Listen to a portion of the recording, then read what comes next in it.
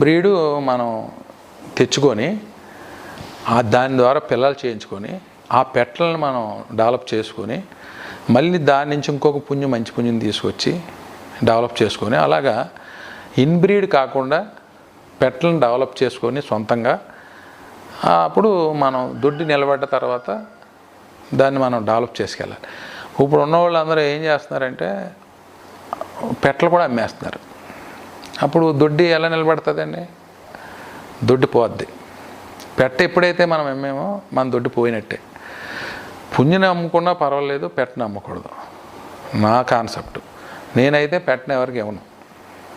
మనం ఎలాగంటే డబ్బుకు మీరు డబ్బు ఇస్తానంటారు, ఎక్కువ డబ్బు ఇస్తానంటారు. అది 50,000 ఖరీదు చేసేదానికి 1 lakh ఇస్తానంటారు మీరు. అప్పుడు మనం సరే అంటాం. సరే అనేటప్పటికి డబ్బుకు ఆశపడి ఆయనకి నచ్చిన కోడి పెట్ట పట్టుకెళ్ళిపోతారు. అప్పుడు మన దగ్గర